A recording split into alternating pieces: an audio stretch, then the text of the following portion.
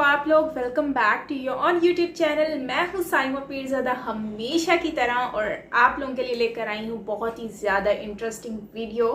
और ये वीडियो बहुत ही ज़बरदस्त होने वाली है, तो चलते हैं वीडियो को स्टार्ट करते हैं। तो आज का हमारा वीडियो होने वाला है इंडोनेशिया में हिंदुइज़्म की जगह मुस्लिम इस्लाम कैसे आया, और वहाँ पर क्या तरीकाकार था और कैसे हुआ ये सब।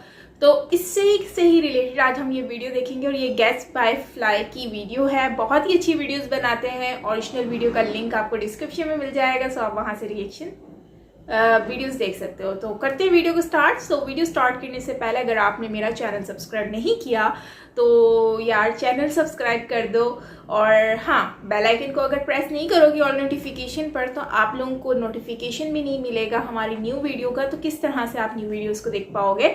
तो अगर आपने नहीं किया ऑल नोटिफिकेशन पे बेल आइकन को प्रेस तो कर लें। अगर ऑलरेडी किया हुआ है तो एक बार मेक श्योर कर लें कि आप लोगों का वो कि एक्टिव है कि नहीं है। अगर नहीं है तो फिर आप दोबारा से उसको कर लें ऑल नोटिफिकेशन पर, क्योंकि अगर आपको नोटिफिकेशन नहीं आते तो इसका मतलब यही है कि आपका ऑल नोटिफिकेशन पर प्रेस नहीं हुआ वो बटन। तो करते हैं वीडियो को स्टार्ट। तो चलते हैं वीडियो। हेलो फ्रेंड्स, मैं हूं गौरव और आज Iran 99%, Saudi Arabia 97%, Pakistan 96%, Iraq 95% मुस्लिम पॉपुलेटेड कंट्री है। फिर भी इंडोनेशिया, जिसकी मुस्लिम पॉपुलेशन सिर्फ 87.7% है, आज भी वो दुनिया की सबसे लार्जेस्ट मुस्लिम पॉपुलेटेड कंट्री है। ऐसा इसीलिए क्योंकि वर्ल्ड पॉपुलेशन सर्वे रैंकिंग के मुताबिक जहां ईरान 4.60%, पाकिस्तान 11.10%, सऊदी अरेबिया 1.6% और इराक में 1.9% वर्ल्ड के मुस्लिम पॉपुलेशन है, वहीं इन सब को पीछे छोड़ इंडोनेशिया इस गिनती में 12.7% से आगे है। पर अगर इतिहास के पन्नों में हम थोड़ी सी नजर डालें तो ये पता चलता है कि इंडोनेशिया 14th सेंचुरी तक हिंदुइज्म और बुद्धिज्म को फॉलो करता था। तो आखिर ऐसा क्या हो गया कि इंडोनेशिया 16th सेंचुरी आते आते हिंदुइज्म और बुद्धिज्म के साए से निकलकर इस्लाम को मानने लगा? क्या इसके पीछे भी अरब देशों की कोई पॉलिटिकल स्ट्रैटेजी है, रिलीजियस एक्सपेंशन को लेके, या फिर ईरान की तरह उसे जीतकर वहां इस्लाम फैलाया गया, या फिर इराक की तरह अरब इमिग्रेंट्स ने सिटीज एस्टैब्लिश की? इंडोनेशिया की स्टोरी कंप्लीटली यूनिक है, क्योंकि ऐसा कुछ भी नहीं हुआ। तो फिर आखिर वहां पे क्या हुआ? चलिए जानते हैं इन सारे सवालों के जवाब आज के इस वीडियो में, जिसका टाइटल है how Indonesia became world's most populated Muslim country. जैसे कि मैंने आपको पहले ही कहा, इंडोनेशिया में इस्लाम के आने के पहले वहां मेजॉरिटी हिंदूज और बुद्धिस्ट रहते थे, और आज यहीं पर हिंदुइज्म फॉलोवर्स मेजॉरिटी से माइनॉरिटी बन गए हैं, महज 1.7% की गिनती पर आकर। मानो उनकी तादाद नहीं बढ़ रही है। और अगर बात करें बुद्धिज्म की तो इसकी संख्या तो और भी कम है, 1.2% तक ही ये सीमित है। आखिर ऐसा क्या हुआ? अब हिंदुइज्म और बुद्धिज्म की अगर हम बात करें तो इन दोनों में सबसे पहले वहां पर पहुंचा था बुद्धिज्म। हमारे ही भारत से बुद्धिस्ट 100 AD से 200 AD में वहां पर पहुंचे, और इन्होंने अपने शिष्यों के साथ बुद्धिज्म को इंडोनेशिया में 7th सेंचुरी तक जोरों शोरों से फैलाया। इन्हीं फॉलोवर्स में से एक थे राजा श्रीविजय, जिनका राज्य बुद्धिज्म को फैलाने का एक अहम सेंटर बन गया। लेकिन ये राजा और इनका राज्य बुद्धिज्म स्प्रेड करने वाला अकेला राज्य नहीं था। 750 AD में आया शैलेंद्र डायनेस्टी, जो इंडोनेशिया के जावा में उभरा था, और उसके राजा शैलेंद्र भी बुद्धिज्म को फॉलो करते थे। और इन्हीं सब राजाओं के छत्र छाया में बुद्धिज्म को अगले 250 इयर्स तक फूलने और फलने का काफी स्पेस मिला। पर फिर समय ने करवट बदली, और 1025 AD आते आते भारत के भूमि पर उभर कर आया एक नया राजा, जिसने अपने साम्राज्य को फैलाने के बीच आने वाली समुद्र जैसी बाधा को भी खत्म कर दिया।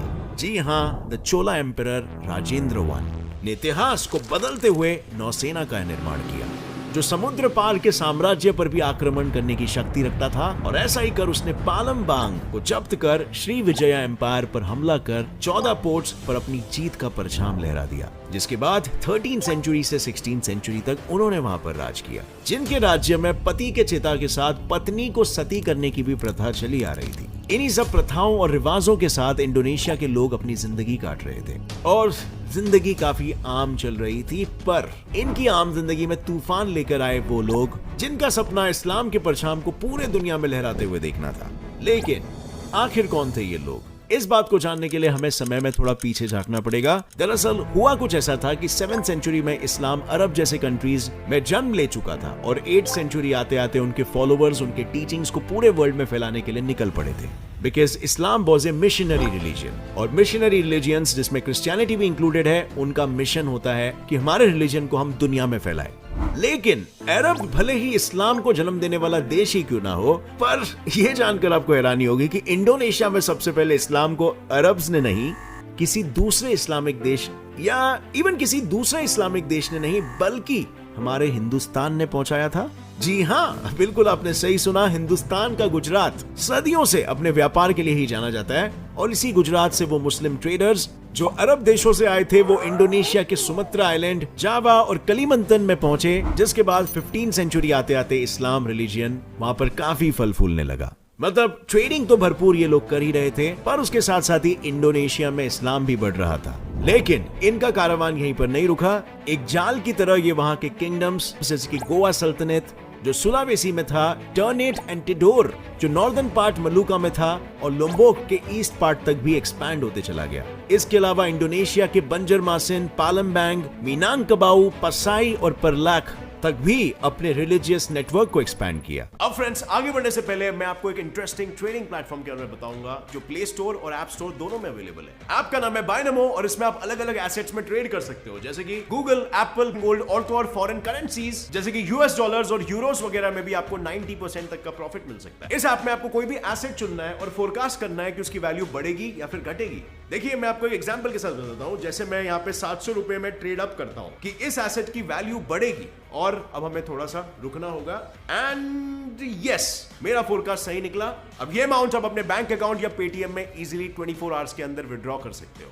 इसका मिनिमम डिपॉजिट सिर्फ 350 रुपए, और अगर आप मेरा प्रोमो कोड यूज करते हो तो आपको ये डिपॉजिट पे डबल मिल जाएगा, यानी कि 400 रुपए का टॉप अप करिए और आपको 800 रुपए मिल जाएंगे। सो अभी रजिस्टर कीजिए इस ऐप में, link is in the description, और 65,000 अपने ट्रेडिंग डेमो अकाउंट में पाइए, जिससे आप ट्रेडिंग स्ट्रेटेजीज और ट्रेडिंग स्किल्स को प्रैक्टिस कर सकते हो। जितना आप प्रैक्टिस करोगे उतनी आपकी ट्रेडिंग की नॉलेज और एक्सपीरियंस बढ़ेगा और अर्निंग की पॉसिबिलिटीज भी बढ़ेगी। लेकिन हाँ फ्रेंड्स, ध्यान से ट्रेड करिएगा, पूरा रिसर्च करके, क्योंकि किसी भी ट्रेड में आपका कैपिटल रिस्क में होता है। So download Binomo now, link is in the description. I am a binomist, are you? और इसी तरह इस्लाम रिलीजन अपने जड़े दिन ब दिन मजबूत करते जा रहा था, और इन हालातों में सोने पे सुहागा किया उन मुस्लिम्स ने जो चाइना से थे, क्योंकि 15th सेंचुरी में चाइना का एक एडमायरल जिनका नाम था चेंग हो, उन्होंने इस्लाम को फैलाने में अपनी पूरी मदद दी थी। बट माना कि इंडोनेशिया में इस्लाम के आने का ट्रेडिंग एक रीजन था, पर हमें यह नहीं भूलना चाहिए कि ट्रेडर्स बिजनेसमैन होते हैं, वो प्रोपोगेटर्स या मिशनरीज नहीं होते हैं। और इसीलिए इस बात को ध्यान में रखकर अगर हम इसके दूसरे पहलू पर नजर डालें तो ट्रेडर्स के इसी रास्ते का इस्तेमाल करके इंडिया, पाकिस्तान से इस्लाम और दूसरे देशों के सूफिज्म में विश्वास रखने वाले लोग भी इंडोनेशिया पहुंचे, जिसका सबूत है मिस्टिक बेरेलवी सेक्ट, जो एक इस्लामिक ट्रेडिशन है जो आज भी हमें इंडिया और पाकिस्तान में देखने को मिलता है। और कुछ इसी तरह यमन से इंडोनेशिया पहुंचने वालों में आज वहां की हदरामी अरब कम्युनिटी का नाम शामिल है, जिसने इंडोनेशिया पहुंचकर वहां अपने रिलीजन को फैलाया, और आज इंडोनेशिया में वो अपने परिवार के साथ खुशी खुशी रह रहे हैं। पर अब वक्त आ गया है आपके वो सवाल का जवाब देने का जो मैंने आपसे पूछा था, क्या कोई पॉलिटिकल स्ट्रैटेजी लगाई गई है पावर गेन करने के लिए यहाँ पर, या उसे इंटरनली कॉन्कर कर लिया गया, या फिर मुस्लिम्स ने अपने शहर बनाना वहां पे शुरू किया? और जैसे मैंने बताया, यहाँ पर ऐसा कुछ भी नहीं हुआ है, बल्कि इस्लाम के प्रोपोगेशन की सबसे बड़ी वजह यहाँ पे है इंडोनेशिया के लोगों की गरीबी, उन्हें मिलने वाले कम प्रिविलेजेस, और सबसे बड़ी चीज उन्हें ना मिलने वाली सिक्योरिटी। क्योंकि अगर वहां के लोग इस्लाम को खुद ब खुद नहीं अपनाते तो शायद वहां रहने वालों को मौत का सामना करना पड़ता। इंडोनेशिया में पहले कदम रखने वाले हिंदू और बुद्धिस्ट रूलर्स ने उन रिलीजन्स को बहुत फैलाया था, लेकिन इन रिलीजन्स ने उन लोगों के मुताबिक उन्हें गरीबी के अलावा और कुछ ज्यादा नहीं दिया, और इसीलिए वो हिंदू और बुद्धिस्ट रूलर्स को कोई ट्रिब्यूट नहीं देना चाहते, जिसके चलते उन्होंने अपने कदमों को मिडिल ईस्ट और अफ्रीका जैसे कंट्रीज के साथ अपने पॉलिटिकल रिलेशंस को बेहतर बनाने की तरफ मोड़ लिए। यही कारण था कि जब इस्लाम के प्रोपोगेटर्स वहां पर आए तो उन्हें ज्यादा मेहनत नहीं लगी, क्योंकि लोग प्रीटी मच उनसे पहले ही खुश थे, और इसी रिलीजन को उन्होंने आसानी से अपना लिया, क्योंकि इस्लाम ने उन्हें वो चीजें दी, वो प्रिविलेजेस दिए जो शायद उन्हें दूसरे रिलीजन्स को फॉलो करके नहीं मिला था। लेकिन इन सब के परे भी एक कारण था, जो ये था कि अगर वो इस रिलीजन को नहीं अपनाते तो उन्हें अपनी जान से भी हाथ धोना पड़ सकता था, because they had a bad experience with previous rulers. और जान है तो जहान है, इसीलिए अपने इस जान को बचाते हुए इस जहान में रहने के लिए उन लोगों के लिए उन्हें अपना धर्म छोड़ना ही ठीक लगा। लेकिन इन सब के परे भी एक कारण था, जो थे puppet shows. Puppet shows Indonesian culture का एक अहम हिस्सा है और इसी का फायदा इस्लाम के प्रोपोगेटर्स ने बखूबी उठाया। तो हुआ कुछ ऐसा कि जैसे आज इंडिया में हम पपेट शो के जरिए रामायण की कहानियों को दोहराते हैं, कुछ उसी तरह का इंडोनेशिया में भी हो रहा था, जहां वो लोग रामायण के किरदारों की जगह पे सिर्फ प्रॉफिट मोहम्मद और उनके कंपेनियंस की कहानियां सुना रहे थे। और इस बदलाव का वहां के लोगों पर इतना असर हुआ कि इसने वहां इस्लाम को फैलाने में 90% रोल प्ले किया। पर इसके साथ ही कुछ लोग थे जो अपने धर्म को भी किसी भी कीमत पर छोड़ने के लिए तैयार नहीं थे। तो उन लोगों ने धर्म छोड़ने के बजाय उसी जगह को ही छोड़ दिया और वो लोग बाली आइलैंड पर जा बसे, जहां आज भी वो लोग हैं जो हिंदुइज्म को ही फॉलो करते हैं। सो नाउ यू नो कि कैसे एक हिंदू मेजॉरिटी कंट्री एक मुस्लिम मेजॉरिटी कंट्री में तब्दील हुई। लेकिन ये इन्वेजन इस्लाम पर ही आकर नहीं रुका। उसके बाद डच आए, जिन्होंने इस जमीन पर कुछ सालों के लिए रूल किया। और मैं कुछ सालों के लिए इसीलिए कह रहा हूं क्योंकि उसके बाद मार्च 1942 में जापानीज पावर ने इंडोनेशिया को ऑक्यूपाई किया। लेकिन जब वर्ल्ड वॉर 2 हुआ तब जापानीज फोर्सेस को एलाइड फोर्सेस के सामने सरेंडर करना पड़ा, जिसका बखूबी फायदा इंडोनेशिया के नेशनल लीडर सोएकार्नो और डॉक्टर मोहम्मद हट्टा ने उठाया और इंडोनेशिया को अपने लोगों के बिहाफ में इंडिपेंडेंट कंट्री डिक्लेयर कर लिया। और आज की तारीख में इंडोनेशिया वर्ल्ड का 4th मोस्ट पॉपुलस नेशन है और इसी के साथ इंडोनेशिया परचेसिंग पावर पैरिटी के टर्म्स में वर्ल्ड का 10th लार्जेस्ट इकोनॉमी भी है, जो इंडोनेशिया के लिए बहुत बड़ी जीत से कम नहीं है, क्योंकि इस देश का पॉवर्टी रेट 1999 में 50% से ज्यादा था और आज 2020 के बाद ये सिर्फ और सिर्फ 10% रह गया है। और तो और इंडोनेशिया का नाम आज G20 यानी कि इंटर गवर्नमेंटल फोरम के मेंबर्स में भी शुमार है। आज इंडोनेशिया की एक ही वैल्यू है कि हमें सिविलाइज्ड सोसाइटी बनना है। और हालांकि आज इंडोनेशिया में ज्यादातर मुस्लिम्स हैं, पर फिर भी उनके इतिहास से उन्हें मिले हिंदू मॉन्यूमेंट्स और कल्चर को भी उन्होंने जिंदा रखा है। So this is sort of an updated version of Islam, a more secular version of Islam which they are following. और इसी वजह से तो इतनी पीस मेंटेन्ड है और तरक्की कर रहा है ये देश। मैं पर्सनली ये बिलीव करता हूँ फ्रेंड्स कि समय के हिसाब से किसी भी रिलीजन को इवॉल्व करते रहना है, क्योंकि change is the only thing that is constant and which will never change. और प्रकृति का ये नियम है कि जो भी चेंज को एम्ब्रेस नहीं करता वो चीज आखिर बर्बाद हो जाती है, और फिर चाहे वो इंसान हो। ऑलराइट फ्रेंड्स, तो ये वीडियो है जिसमें बात कर रहे हैं अबाउट हिंदुइज्म और इंडोनेशिया में, क्योंकि इंडोनेशिया जाहिर सी बात है काफ़ी हिंदू रहते थे, बल्कि हिंदू कंट्री थी वो एक, और वहाँ पर मुस्लिम्स का तो कोई इतना खास था ही नहीं रोल। लेकिन बाद में वहाँ पर, क्योंकि अगर उसका हम सबूत देखें, मतलब प्रूफ मांगें, तो प्रूफ तो हमारे सामने है। वहाँ पर मंदिर हैं, टेम्पल है, मूर्तियां हैं, वहाँ का कल्चर अभी तक वही हिंदुइज्म से ही जुड़ा हुआ है जो कि पहले हुआ करता था। मतलब कि वो सारी चीज़ें आपको इंडोनेशिया में मिलेंगी जो कि आपको भारत में भी मिलती थी। लेकिन मसला ये है कि वहाँ पर हिंदुइज्म ख़त्म कैसे हो गया या कम कैसे हो गया, और वहाँ मुस्लिम कंट्री वो कैसे बन गई, या फिर वहाँ पर मुस्लिम कैसे हो गए। तो सिंपल है कि वहाँ पर जो है वो गुजरात से लोग गए थे, और बड़ी बात है कि गुजरात से लोग गए हैं और उन्होंने वहाँ पर व्यापारी थे, व्यापार करते थे, मतलब तिजारत करते थे, अपना बिजनेस करते थे। तो क्या हुआ कि वहाँ पर उनको देखते देखते दूसरे लोग भी मुस्लिम हो गए। यहाँ तक तो बात समझ आती है। लेकिन अगर अब इनका यहाँ पर ये कहना है सवाल कि क्यों और कैसे मुसलमान हुए, मतलब कि कोई मुस्लिम कंट्री नहीं है जिसने इसको मुसलमान किया है इंडोनेशिया को, वो सिर्फ गुजरात से ही कोई गया था जिन्होंने ये सब कुछ कारनामा अंजाम दिया। और दूसरी बात यह है कि सबसे पहले तो मैं ये कहूँगी इस टॉपिक पर क्यों के ऊपर कि देखो, अगर इंडोनेशिया मुस्लिम हुआ, और इनका कहना यह है कि वो डर की वजह से हुआ, क्योंकि वो गरीब थे और उनको डर था कि कहीं हमारे साथ ऊंच नीच ना हो जाए। और मतलब क्योंकि गरीब तो हमेशा ही डरता है, तो लोगों का यही कॉन्सेप्ट होता है कि गरीब है तो इसको जितना हम दबाएंगे वो दबता जाएगा। तो खैर, हम यहाँ पर जिस चीज़ की बात कर रहे हैं तो वो ये सिर्फ इतनी सी बात है कि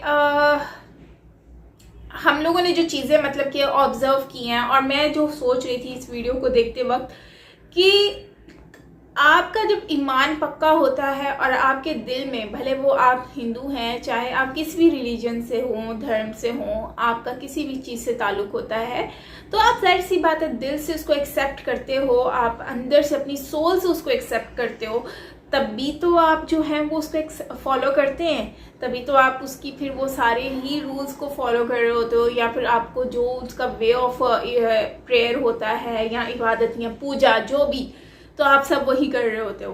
तो अगर हम मतलब कि मुझे सपोज दैट कि साइमा को अगर कोई बोलता है कि मैं अमीर, मतलब कि हम अमीर हैं, हम तुम्हें दबा देंगे, मतलब हम तुम्हें मतलब तुम्हारी जान को ख़तरा है तो तुम मुस्लिम हो जाओ, हिंदू हो जाओ, या फिर कुछ भी हो जाओ, तो खैर डिपेंड मुझ पे करता है। अगर मैं दिल से हूँ अपने मज़हब के साथ, मैं स्ट्रांग हूँ, मतलब दिल से मेरे दिल में कोई उसके लिए बुराई नहीं है और मैं समझती हूँ कि ये मेरे लिए सबसे अच्छा है, तो डेफिनेटली मैं नहीं करूँगी चेंज। भले वो जान जाती है, भले वो जान जाए, क्योंकि ज़िंदगी तो जानी ही जानी है, ख़तरा है लेकिन होगा और हमारे ऊपर बहुत सारी मुश्किलात भी आएंगी, लेकिन मैं कभी भी उस चीज़ को छोड़ूंगी तो नहीं ना, अगर मैं दिल से करती हूँ उसको फॉलो तो। और अगर मैं दिल से ही स्ट्रांग नहीं हूँ और मुझे लगता है कि नहीं, मैं मतलब कि कहती हूँ कि नहीं यार मुझे ये चेंज करना है, जैसे एक गाड़ी है वो हम चेंज करना चाहते हैं, तो हम दिल से खुश होते हैं तो ही हम माइंड बनाकर उसको चेंज करते हैं ना, हम कभी ऐसे तो नहीं ना गाड़ी चेंज कर लेते।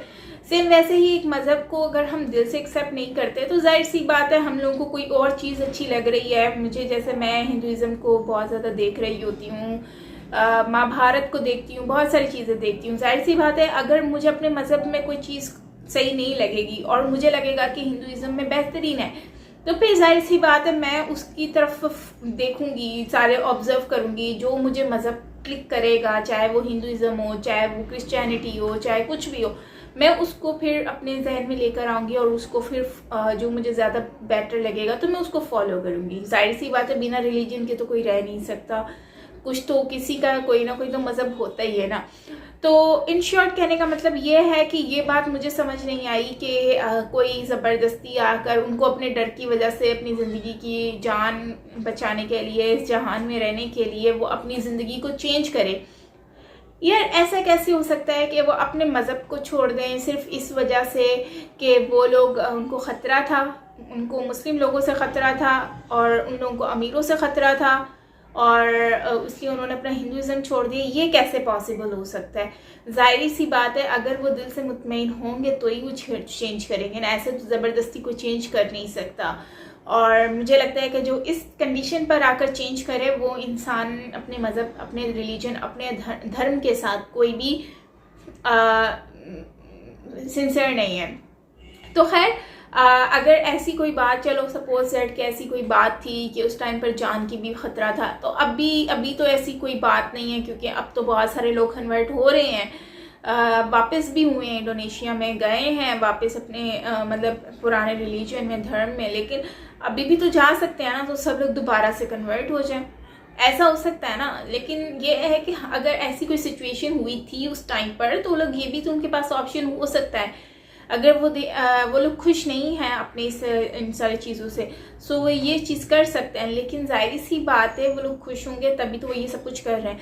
लेकिन बड़ी बात यह है कि हिंदुज़म जो है वो अभी भी इंडोनेशिया में है, वो लोग उसको फॉलो भी करते हैं, उसको वो सारे कल्चर उनके चलते हैं, हर चीज़ वहाँ पर चल रही होती है।